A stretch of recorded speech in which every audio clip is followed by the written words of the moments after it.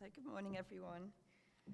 I am really excited, and it's my genuine pleasure to welcome back to Montgomery 3 alumni from the class of 2015. They're all seniors at high school, and they're here today to share with you some of the very exciting work that they've been involved in.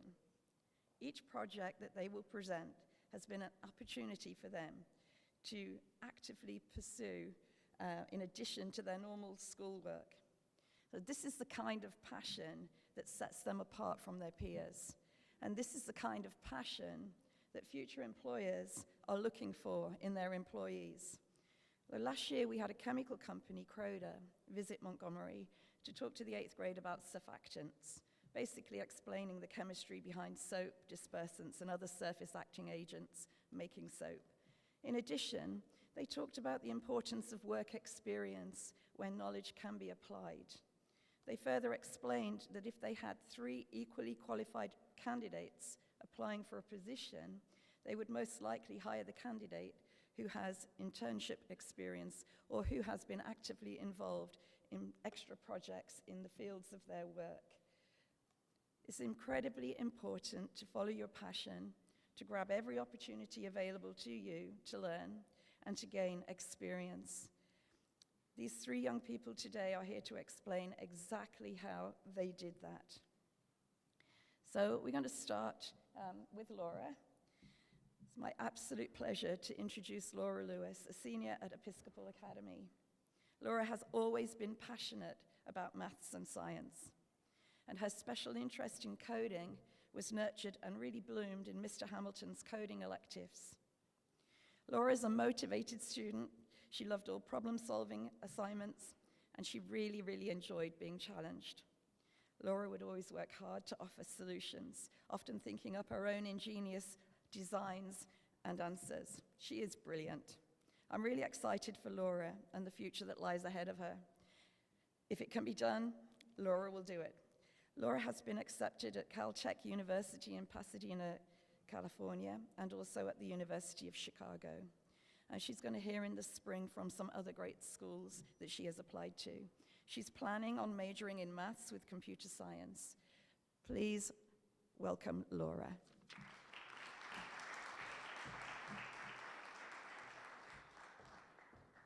Hi. As Ms. Sheldrick said, I'm Laura Lewis, and I graduated from Montgomery in the class of 2015, and I'm currently a senior at the Episcopal Academy. So I'd like to thank Ms. Sheldrick for allowing me to speak today. So I'm mainly going to be talking about my experiences that have allowed me to pursue mathematics and computer science after my time at Montgomery, and how Montgomery helped me form a strong foundation in those fields. So first is my experience in the MITES program. So that stands for Minority Introduction to Engineering and Science at MIT.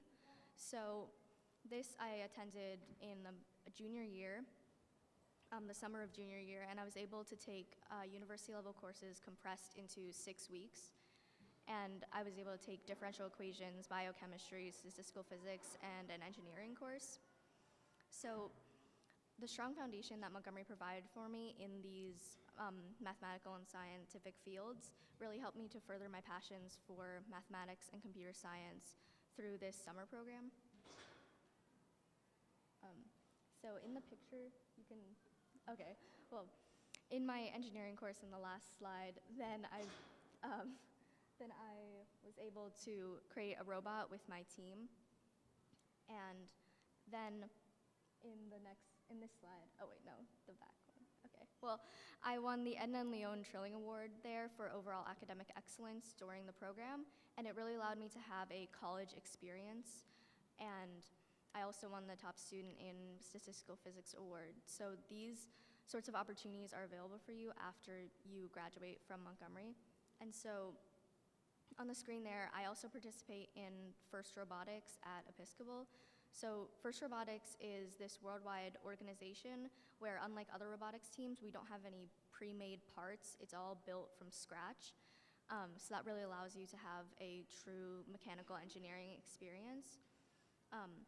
So Each year, then we have 6 weeks to build a fully functional robot to compete in competition. And it's full scale, it's up to like 5 feet tall, which is about as tall as I am. So on the team, then I'm the driver and head programmer of the robot.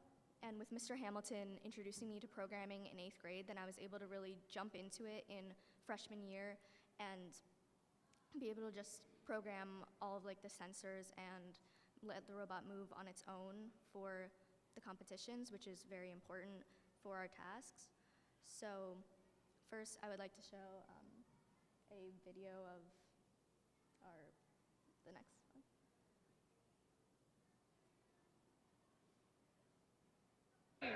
Two, one, So this is one of our competitions. So I am this one. Red has the advantage coming in. Blue needs to win to stay alive. Integra quickly going out, picking up 1 power cube, scoring it into scale, and quickly adding a second.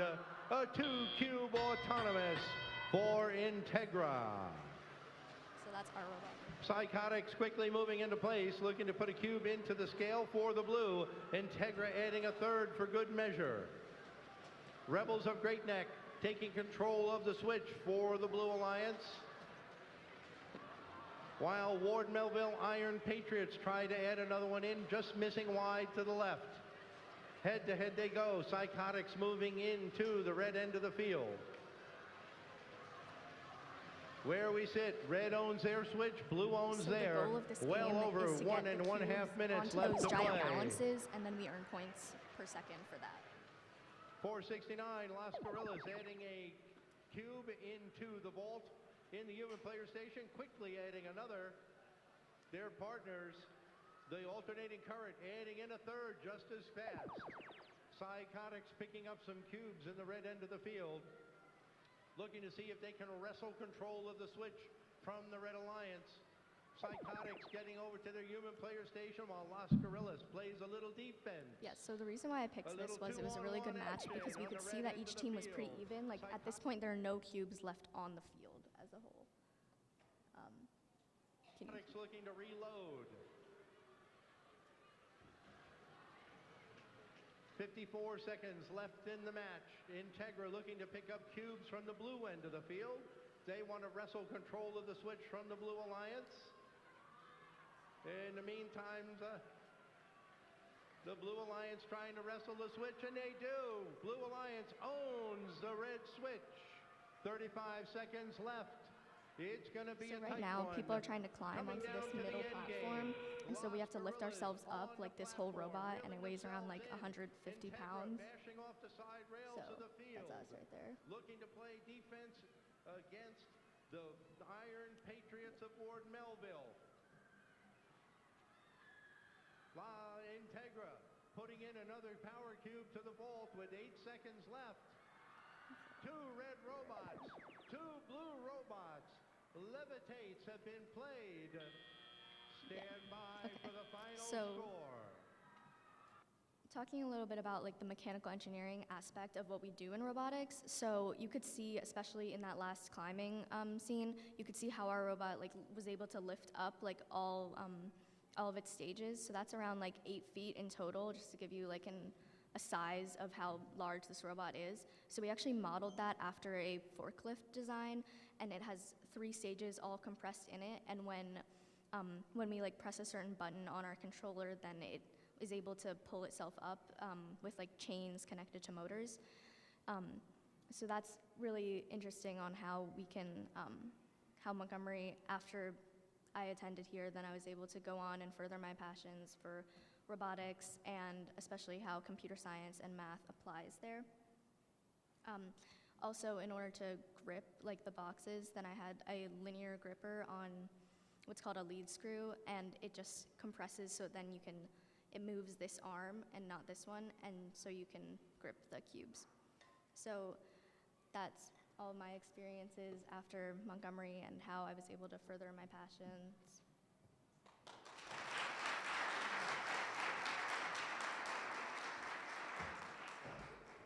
Laura has to leave now because she's got a test to run to. Thank you very much.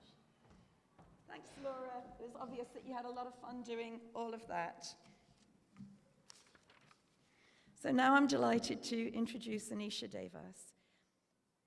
Anisha is a senior at Baldwin, and Anisha exemplifies how to be a really great student. She definitely makes the most of all opportunities that come her way. Anisha always asks the best questions. She has tenacity. She probes deeply into all subject matter. Her tireless curiosity and passion for science were always evident in her time here with us. Anisha always gave her very best effort.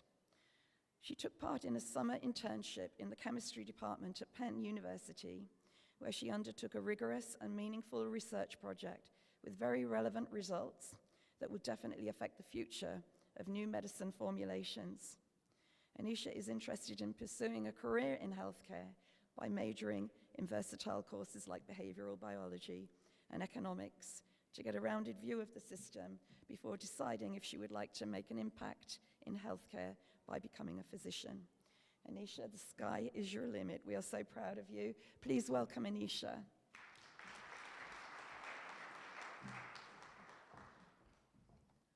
Good morning, middle school students, faculty, and staff. As Ms. Sheldrick said, I'm Anisha Devas, and I'm so happy to be here today. In 7th grade, I remember listening to another Montgomery alumna present on her own research opportunity, which actually really fascinated me as a middle school student.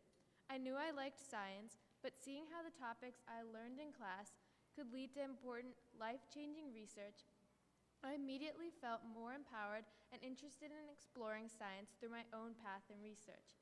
I realized it's very important to make the most of the opportunities and really go after your passions.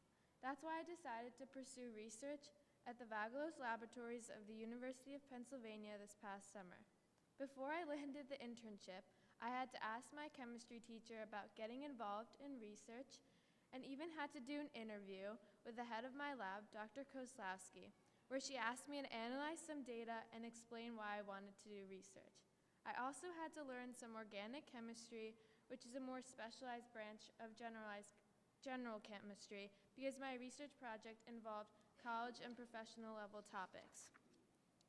So how about I explain this extremely long title behind me and the basis of my project, which were these things called hydrogen bonds. Let me start with an easy survey. Raise your hand if you've had a headache before. So a lot of you. You've probably taken medicine like Advil for that headache and had to wait for 20 to 30 minutes, which can be a really long time when you're in pain, right? Now imagine if that medicine that you took for your headache could work faster. Well, this was the foundation of my research project this past summer. Essentially, I tested a bunch of compounds, specifically using hydrogen bonding, to find compounds that make medicine dissolve faster in our bodies and give you quicker relief when you're in pain. So what is hydrogen bonding? Hydrogen bonding is an intermolecular force between molecules, not a bond, and it results from the attraction between the partially positive hydrogen atom of one molecule and the partially negative oxygen on another. The difference in electronegativity between hydrogen and oxygen atoms in a water makes it polar, or sticky as you've probably learned, and thus able to do hydrogen bonding. Think of hydrogen bonding as the attractive forces that exist between magnets. Also, hydrogen bonding is a huge reason why water is called the universal solvent. You can see hydrogen bonding between the water molecules in that picture. So why is it important to study hydrogen bonding? Compounds that can hydrogen bond well can dissolve in water more. This means the compound can help a medicine permeate through our cells' membranes better, and improving a compound's ability to enter our cells' membranes allow the medicine to be more effective and helpful in our bodies. Therefore, having information on which substances hydrogen bond well will allow organic chemists to make our future medicine more effective by making it better at dissolving in our bodies. So, for my experiment, I used a particular sensor compound to interact with the hydrogen bonding compounds that were being introduced through titration. Then I used a spectrophotometer to measure how much the titrated compound hydrogen bonded with the sensor compound. The better the compound hydrogen bonded to the sensor, the more the compound will be able to help the medicine dissolve in our bodies and give quicker relief. The method that uses a spectrophotometer was better than previous methods because it allowed us to compare various types of compounds, which is essential for getting valid results. So an important part of my project was blue shift. And so when a sensor interacts with the hydrogen bonding compound, there's a change in the way it absorbs light, known as blue shift. The different absorption of light is measured with the spectrophotometer machine. So originally the sensor absorbs mainly blue light and therefore reflects red light, and that's why it looks red or pink on that right side. However, as the hydrogen bonding compound is introduced, it changes the shape of the sensor molecule. The sensor's electrons in our visible spectrum now have a new orientation. This means they absorb less blue light and more red light, causing it to look more blue, or in this case, going towards the blue side, but it actually didn't go all the way and looks yellow. And this color change was important because it meant we could visibly observe that the hydrogen bonding was working as it should be. So on the next slide, I have a bunch of parabolas layered, and this showed that the experiment was also working and that the hydrogen bonds were forming as they should be. So on to my results. Next slide, yeah. These are further results that show the interactions between the sensor and the hydrogen bonding compound were occurring. They also indicate a stronger solubility occurs when hydrogen bonding compound is added to the sensor. In other words, a medicine with the hydrogen bonding compound dissolves faster in our bodies. After running my experiment on many compounds, I had to analyze with numerous calculations. The line of best fit graph, which you've probably learned about, shows a direct relationship between how much a compound hydrogen bonds and the energy it will have when it permeates the cell's membranes. The more hydrogen bonding, the greater the desolvation energies and the better the medicine. It sounds simple, but I had to test numerous compounds to verify this direct relationship. However, even though I had many compounds that worked with this experiment, there were also compounds that didn't. An example of these were thiophenols. These are compounds that are made of a benzene ring and have sulfur and hydrogen bond. After many trials, my coworker and I determined that the sulfur-hydrogen bond in thiophenols are not as polarized as the oxygen-hydrogen bond because sulfur isn't as electronegative.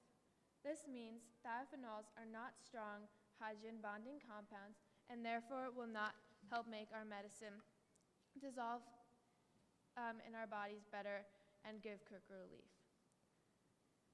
So even though my time in the lab and with my research ended this past summer, research in general never ends because we're always trying to improve our science, especially the efficiency of our medicine. An example of the way to improve my research would be to use a different solvent so even more types of compounds can be tested in the future. Thank you so much for listening. And I also want to say a personal thank you to Ms. Sheldrick and the Montgomery School for inviting me back and preparing me and inspiring me in middle school for amazing opportunities like this research. Also, to the entire middle school right now, I want to remind you that research can happen in all types of fields. I have friends that have done research on women's education, the life cycle of language, the development of a mouse's brain, and even research related to launching a rocket. There are so many paths. You just have to be willing to put in the work and search out the right opportunities for yourself. Once again, thank you so much for listening.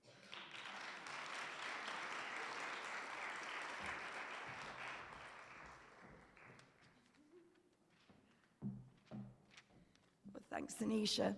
I think the next time any of us take an Advil and we want it to work really fast, we'll be thinking about you. So thank you. And now for our final presenter. It's my privilege to introduce Nick Cavalieri.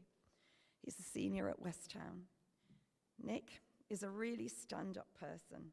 He's a really decent person. He's one of the kindest people I've ever known. In middle school, he was a little shy, but he always had a twinkle in his eye.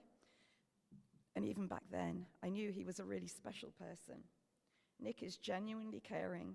He cares about people, and he cares about the environment. You will see this for a moment. You'll see this for yourself in a moment.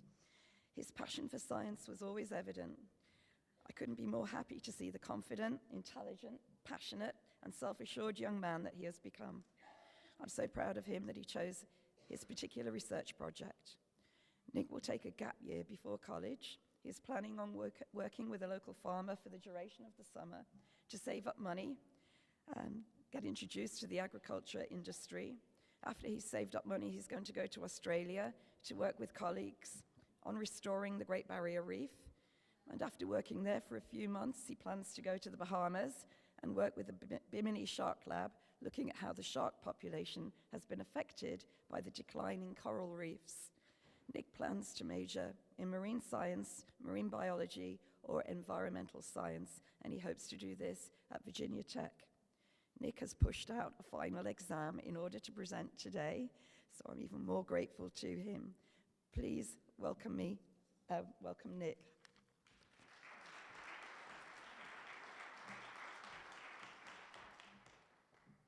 All right, so first things first, who knows what coral is? Just a show of hands. All right, sweet. So coral is dependent on 4,000 different species of fish. Coral supports over 1 billion people in the entire world, whether it's from fishing for food, fishing for a living, or even coral acting as a wave break for coastal communities. Without coral, these people would not be able to sustain themselves in the way that they do right now. They're a lifeline of so many organisms, but there's a problem. Next slide. So this is a graph of the world's ocean temperatures. So as you guys have probably heard in the news at some point, there is climate change. And we can see in the past 30 years, we can see the first time getting into the danger zone, if you're a Kenny Loggins fan, where we start to see some real heating that we aren't a fan of. So over the last 30 years, we've lost 50% of the world's corals due to changing ocean temperatures. And now this is because the heating water causes the algae that the corals live off of to expel themselves from the coral and leave. This is starving the corals to death. Pretty much, what does this look like? So as you can see, without all the algae to bring all the color and chlorophyll into the organism, you could just see the limestone base at the skeleton pretty much. And this leaves it that eerie white. And after it leaves that eerie white, it officially dies when all the bacteria in a picture like this comes and eventually kills the rest of the coral. So what's being done to treat it? People are taking multiple approaches and creative massive sunshades to try and lower temperatures from shielding the sun. Some people are trying to breed corals that are naturally hardier. Some people are changing water parameters, increasing pH, different protein intakes. But how are we seeing results? So what exactly am I doing? I'm going to try to replicate and create 2 identical but independent tanks and increase the temperature by only 5 degrees Fahrenheit in one of them. After we start to see effects from that, we're going to try and use different techniques to mitigate those changes, whether it's changing pH, changing protein intake, and different supplements to allow the corals to increase calcification. However, this is not easy. There have been many bumps along the way, which is, if you look in the bottom picture, we put in a type of sand that was way too fine and pretty much just turned the whole water into a big mud pit. In the top right picture, we had to totally restart one tank because we got some sort of algae that came from the water at the school. And then in the top left picture, 2 of our bulbs got broken overnight when someone stepped on the light fixture. But just to keep things short and sweet, just because you see these challenges and just because you see something in the way, it doesn't mean you should give up. You should only lean into them. And I'd learned that here with Mrs. Sheldrick's solar car project, because I know we had a bunch of bumps in our project. But just because you see these issues doesn't mean you should like turn away. You should lean into these problems and lean into those opportunities. Thank you.